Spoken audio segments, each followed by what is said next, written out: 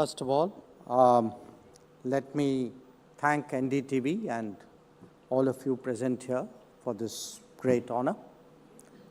And I want to say I truly value this appreciation. But I also want to say that at the end of the day, we are all creatures of our times. And this is a good moment to be the External Affairs Minister of India. So a lot of the credit, I believe, should go to our times, to the country where it is today. And I want to share with you in a way why it is a good moment to be the EAM of the country. I think the first reason is very honestly the nature of the government of which I'm a member. As most of you know, I have worked all my life in governments, for many governments. So I've had an opportunity to assess them increasingly from close quarters. But today, when we have a Prime Minister with such a strong commitment to modernizing India, who's prepared to do the reforms we should, not just the reforms we must.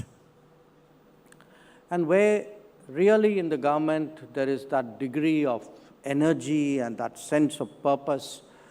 And I can tell you almost in a way every week when the cabinet meets, if you look at the decisions which are taken, the policy implications that they have, it's really an extraordinary period in our national life.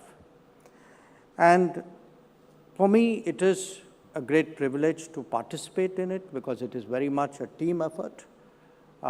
It's a very integrated way of working. And I would say again, as someone, who's in a way a kind of relatively a specialist in their domain, for me, this period has been a period of great learning as well. The second reason why it's a good time is actually because the external and the domestic, this dynamic has become much closer today than it has ever been before. Yesterday, I was attending a book release event, and one of the speakers said something which caught my attention.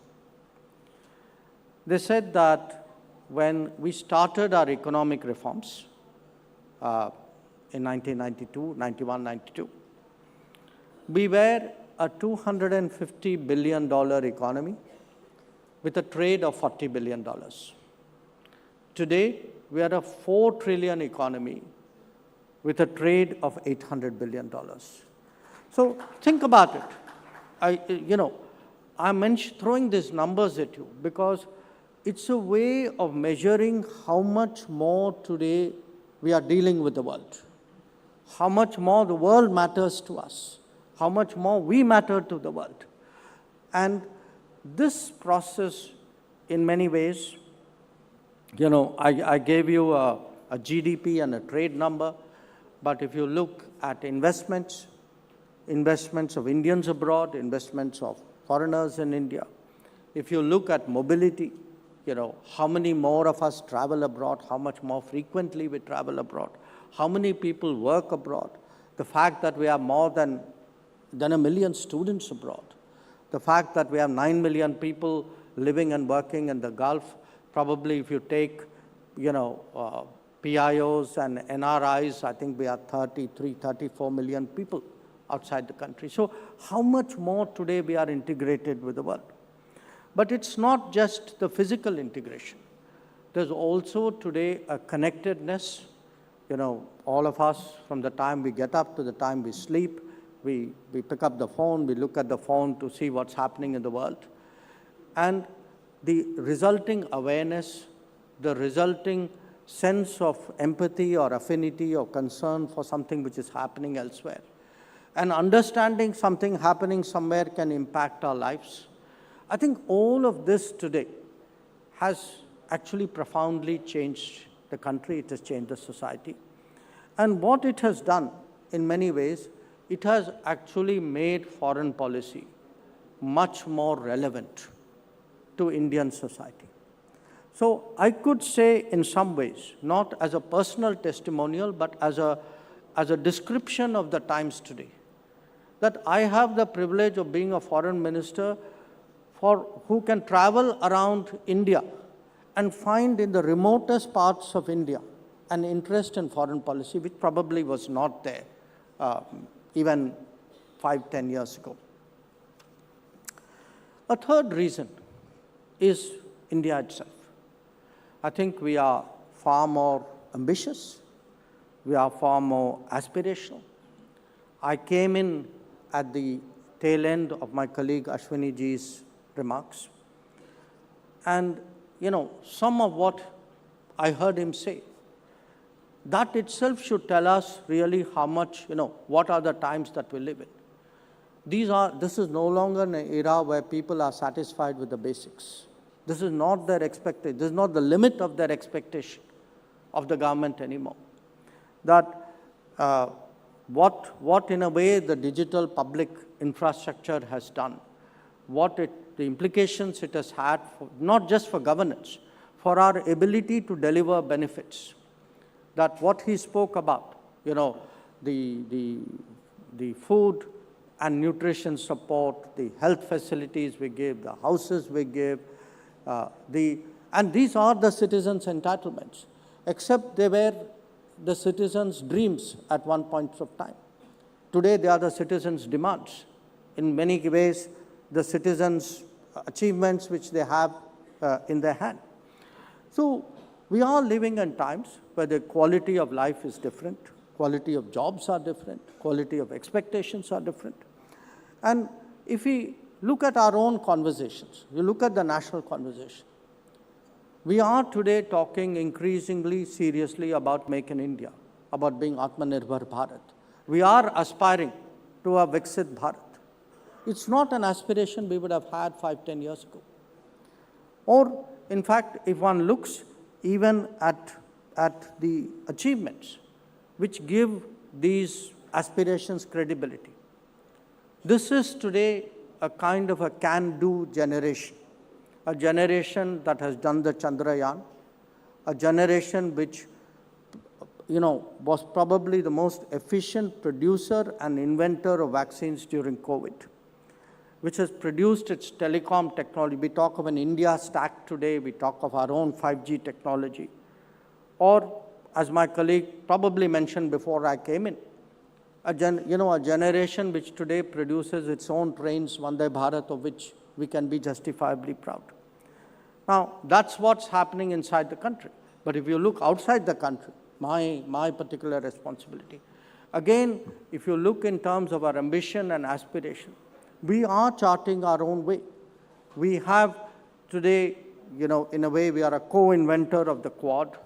We are pushing a new connectivity initiative called IMEC through the Middle East. We were the progenitors of the International Solar Alliance, of a disaster resilient. So, in a way, this is today a country of ideas. It is a country which is shaping global conversations. So, that too is a reason why it's particularly fortunate to represent the country and to hold this responsibility. But I do want to say a few words also about our capability and our confidence. I spoke about the COVID. I can tell you as a person who travels around the world, probably, I think I can assert more than anybody else in this room, unless there's somebody from an air crew who happens to be here. But, much of the world still has not recovered from the COVID. Not just, it doesn't have to be countries in Africa and Latin America. I can tell you even parts of Europe have not recovered from the COVID.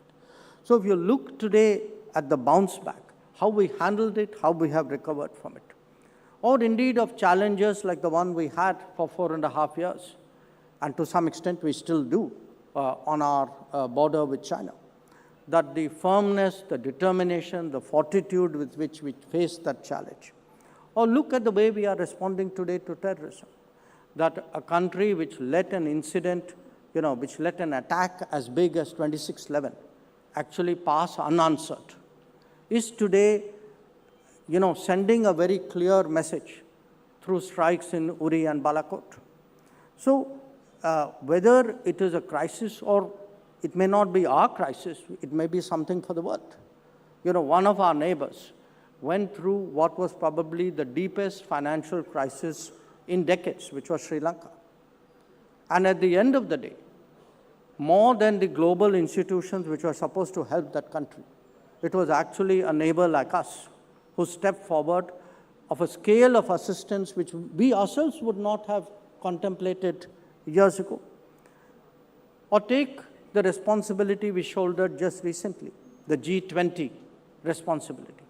We actually took on that responsibility when the world was totally polarized, when people actually, frankly, sympathized with us, saying, I feel sorry for you, you're taking up the G20 at this juncture.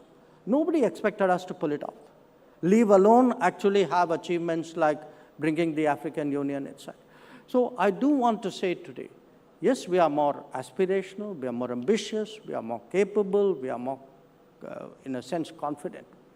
But most of all, we are an India that is more Bharat. That we can see today that in our country, in our 8th decade after independence, actually democracy has delivered. And when I say democracy has delivered, it just doesn't mean our elections are better than everybody else's. They are. But I mean, when you look at our politics, you look at our civil services, you look at our sports teams, you look at our journalists, we are today far more representative as a selection of people than we have ever been before. And that, to my mind, that the fact that in every walk of life, every part of India today has equality of opportunity. That success is not something which is elitist, which is not something which is metropolitan. So, to my mind, when we speak today of our traditions, of our heritage, of our culture, of our history, when we advocate why yoga is a universal wellness practice, or what is the importance of Ayurveda, or as I saw from one of the winners earlier, that importance of something like millets, which has been part of our food traditions, but which was forgotten really when we started consuming grains, which were part of a certain period of our history. So we are today a country under transformation, but a country who are, in a way, both staying true to our tradition and yet using technology to look ahead in our future. So I held forth at some length. I hope you would excuse me for that.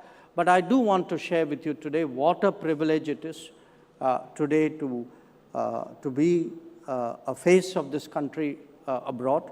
And I can tell you that the strength of what I articulate abroad, the confidence with which I speak abroad, all of that really emanates from the fact that I am empowered by what I see in this country.